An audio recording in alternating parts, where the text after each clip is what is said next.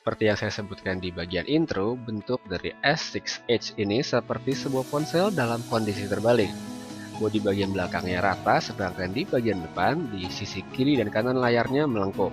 Saat pertama kali memakai memang terasa sangat aneh, namun setelah 2-3 hari pemakaian, tangan akhirnya mulai terbiasa. Setelah meninggalkan plastik, kini Samsung menggunakan lapisan kaca Gorilla Glass untuk bagian belakang, serta bagian layar dan juga ditopang dengan rangka berbasis metal. Kesan murahan yang selama ini begitu lekat dengan flagship Samsung sama sekali tidak terasa kali ini. Samsung Galaxy S6 Edge ini benar-benar terlihat premium sesuai dengan harganya. Hanya saja karena berbasis kaca, maka secara otomatis bodi dari S6 Edge ini sangat mudah meninggalkan bekas sidik jari. Selain terlihat lebih premium, S6 Edge ini juga lebih tipis 1 mm dibandingkan dengan Galaxy S5. Di satu sisi, bodi yang lebih langsing semakin membuat penampilan S6 Edge ini menarik, tapi untuk itu Samsung harus melakukan pengorbanan. Pengorbanan yang pertama adalah absennya slot microSD dan yang kedua adalah cover belakang yang tidak bisa dibuka sehingga mengganti baterai tidak mungkin dilakukan seperti pada seri-seri sebelumnya. Ukuran S6 Edge sendiri terbilang ringkas, berbekal layar yang cuma 5,1 inch plus screen body ratio 71%, flagship Samsung ini terasa sangat mudah digenggam dan dioperasikan dengan satu tangan saja. Letakkan tombol yang pas juga semakin menambah kenyamanan karena semuanya mudah dijangkau. Tombol home khas Samsung juga tetap ada dan di-upgrade dengan tombol sentuh back serta multitasking. Tombol home tadi juga tetap berfungsi sebagai sensor sidik jari yang juga berfungsi untuk fitur keamanan. Oh ya, untuk layarnya, singkat cerita ini adalah bagian terbaik dari ponsel yang satu ini.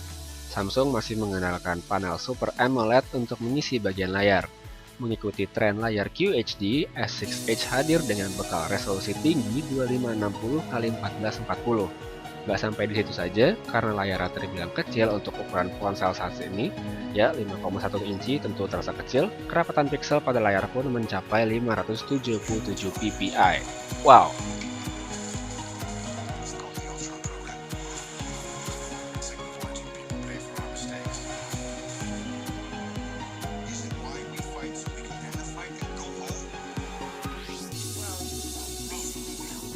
Dengan pixel yang sedemikian rapatnya, sudah bisa dipastikan layar terlihat sangat tajam. Teks yang muncul di layar punya detail yang sangat baik. Produksi warna yang terlihat juga baik dengan tingkat saturasi tinggi khas panel Super AMOLED. Bicara soal layar, tentu nggak lengkap kalau tidak membahas dua buah lengkungan di sisi kanan dan kiri. Apa aja yang bisa dilakukan dengan layar lengkung tersebut? Well, fitur pertama adalah yang disebut dengan People Edge. Dengan People Edge, pemakai S6 Edge bisa mengakses 5 kontak pilihan yang diinginkan dengan melakukan swipe dari tepian layar, dan mau dari kiri atau kanan bisa diatur di menu setting. Akses tersebut dapat mempermudah untuk menelpon atau mengirim SMS saat memakai ponsel dengan satu tangan. Dalam fitur People Edge, pemakainya juga bisa memberikan label warna untuk identifikasi.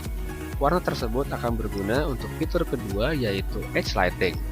Saat perangkat diletakkan dengan layar menghadap ke bawah, maka bagian lengkung tersebut akan menyala dengan warna yang sudah diatur untuk kontak tertentu. Dan harus diakui, itu kelihatan keren. Jika tidak ingin menjawab panggilan yang masuk, pemakai S6 Edge juga bisa meletakkan jari di bagian sensor detak jantung untuk menolak panggilan dan mengirimkan pesan singkat.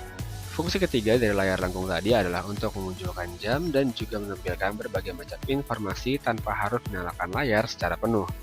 Informasi yang bisa ditampilkan meliputi chat WhatsApp, SMS, miss call, dan juga topik yang sedang trending di Twitter. Pilihan tersebut memang terasa masih sangat terbatas, tapi wajar karena fitur Edge Screen ini masih dalam tahap awal pengembangan. Di masa mendatang, mungkin akan banyak fitur fungsional lain yang bisa dilakukan oleh layar lengkung tersebut. Untuk urusan hardware, Samsung juga tampaknya semakin pede.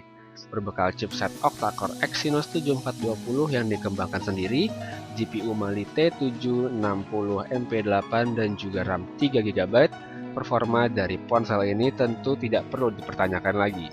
Cepat sudah pasti.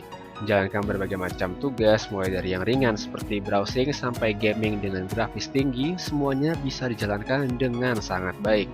Animasi serta transisi antar layar dan juga antar aplikasi berjalan mulus tanpa pernah terasa lag.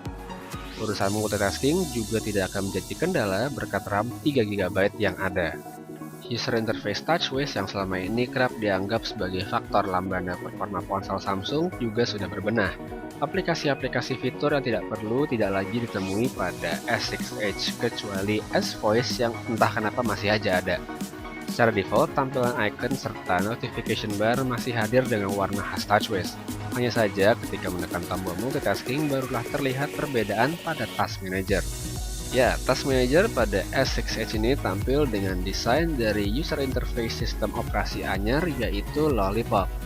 S6 Edge sendiri sudah berjalan pada Lollipop versi 5.0.2 yang mungkin dalam waktu dekat akan segera mendapat update ke versi 5.1. Semoga, amin. Jika kurang menyukai tampilan bawaan, pengguna bisa mengubahnya lewat menu themes yang menyediakan berbagai macam pilihan tema untuk mengkustomisasi tampilan perangkat. Akan tetapi, kustomisasi yang disediakan terbilang cukup terbatas karena hanya ada pilihan tema saja. Sedangkan untuk pilihan lainnya tidak dapat ditemui kecuali menggunakan launcher pihak ketiga. Saat pertama kali memperkenalkan dengan desain tipis dan konstruksi unibody, banyak pihak yang meragukan ketahanan baterai dari S6 Edge. Selama menggunakan S6 Edge selama kurang lebih 1 minggu, terasa sekali bahwa kapasitas tadi sangat kurang. Dengan pemakaian yang sebenarnya biasa-biasa saja, menembus angka 10 jam adalah sesuatu yang sangat sulit.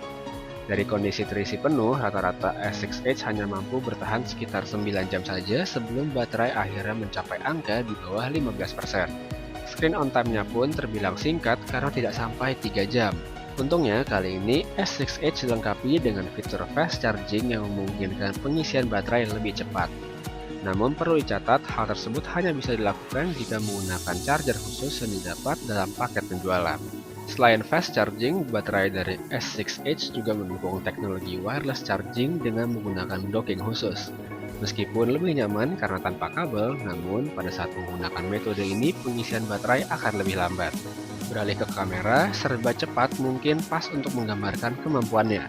Soal resolusi, kamera S6 Edge masih sama dengan S5 yaitu 16 megapiksel. Namun kali ini ada optical image stabilization. Sebelum masuk ke kualitas foto, pertama mari kita lihat sama-sama user interface pada kamera.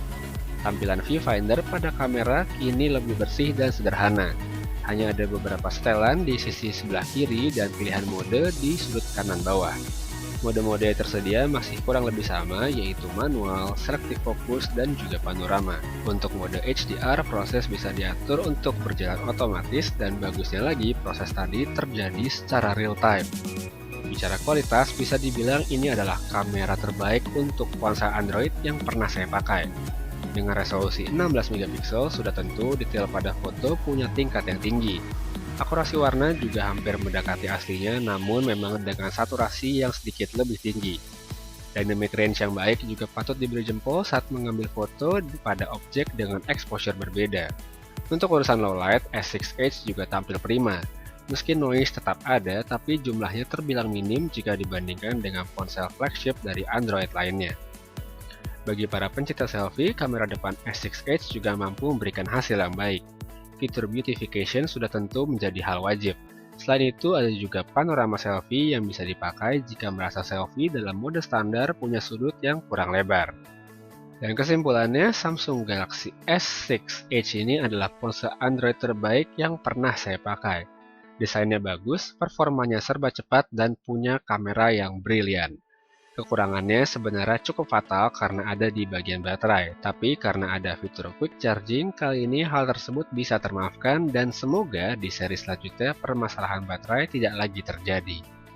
Oke, sekian review saya kali ini untuk Samsung Galaxy S6 Edge. Terima kasih sudah menyaksikan video ini dan jangan lupa untuk klik tombol like, subscribe, dan juga tentunya share video ini.